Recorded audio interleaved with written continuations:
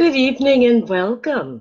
I'm Sheila Balgobin, and I am the Dream Detective, and I help you to sleep better and to find the gold in the gobbledygook of your dreams so you can live the life you dream of. Tonight's subject of the live is about using adversity. The subject came up, as they always do, from things that I've encountered over the past few days. And this particular subject came up because of contact that I had with a colleague and friend. Now, just to give you a bit of background, the person in question, whose name is Dirk, and I met a couple of years ago online when he asked to translate the descriptions for my range of flower essences into German for an online repertory of flower essences he was creating. And from there, we began to develop a friendship relationship, yeah, talking shop, among other things. But recently he came to me to ask for some help and advice.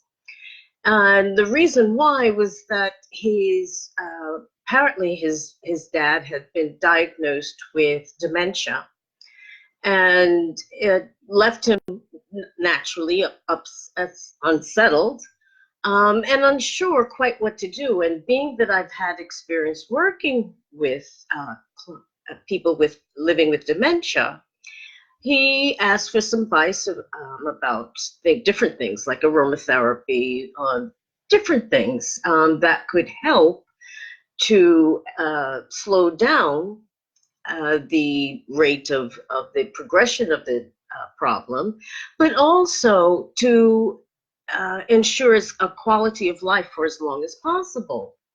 Now, it wasn't just about here's a situation that's difficult, how can I cope with it?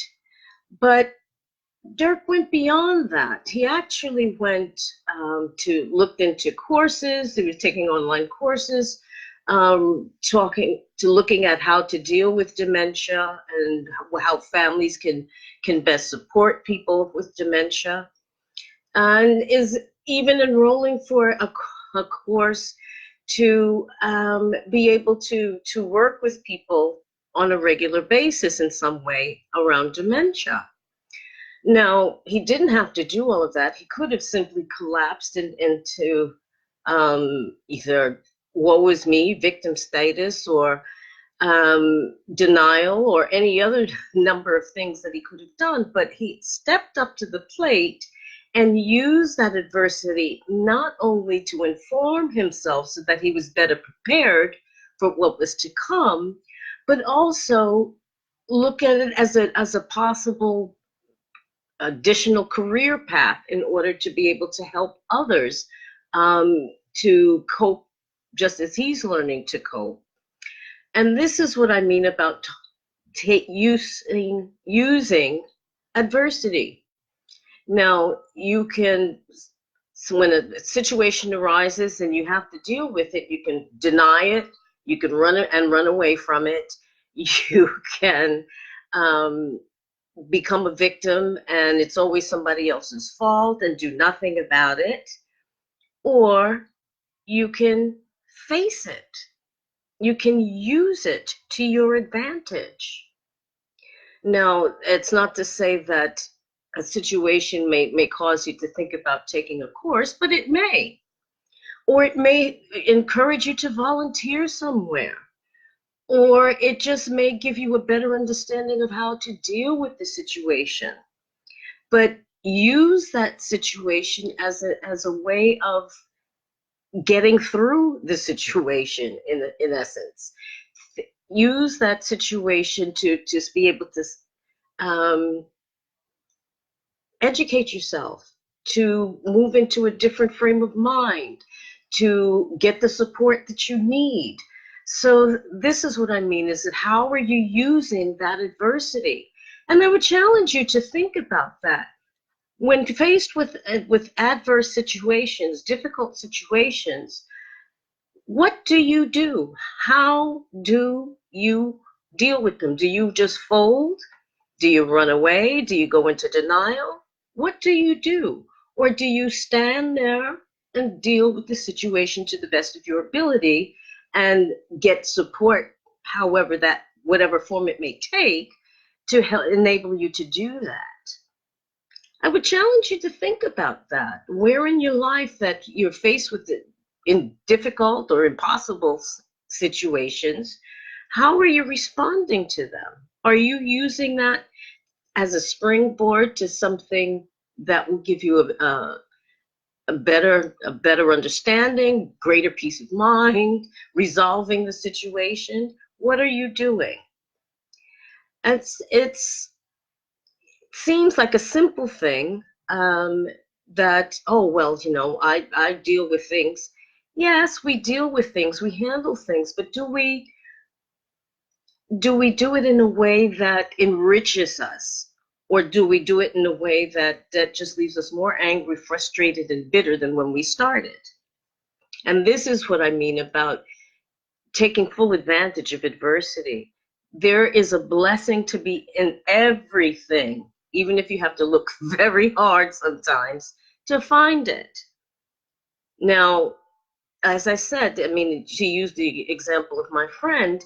Instead of kind of collapsing into impending grief or future mourning, mourning in advance, the deterioration of his parent, he decided to be proactive and do something that could help and at least stave off for a time the situation, but also to be able to take advantage of the remaining time he has left, and maybe even use that knowledge and skill developed and wisdom developed to be able to help others by getting some training. So he's taking full advantage of the situation and getting some benefit from it. I mean, we were talking about, I'll give you a good example. We were talking about how aromatherapy can be helpful with people with dementia. I have worked with several people with dementia, one right through to the end of their lives, and how aromatherapy was of great assistance, as flower essences as well. Now, Derek had asked me about, well, I know my dad likes Lily of the Valley, but you can't get a good naturally distilled essence from it, or aromatherapy oil from it, rather, because the yield is so small, and they have to use chemicals actually to get the oil. So he said, but strangely enough, some Lily of the Valley flowers just kind of seeded themselves in the garden. And he made an essence with it instead. Perfect. Everything comes to you when you need it. And again, he used it as an adverse situation to create something new, and that's something that could be helpful. So I leave you with that thought, and I would challenge you to think about how you were using adverse situations as a stepping stone to something better. People don't often think of adverse situation and troubles and strife in that way, but if you did, perhaps you would get something of benefit from it. It's all according to how you see it. So I leave that with you. I thank you for watching and listening. Have a fantastic evening and a great rest of the week. And I'll see you again soon. Take care. Bye-bye.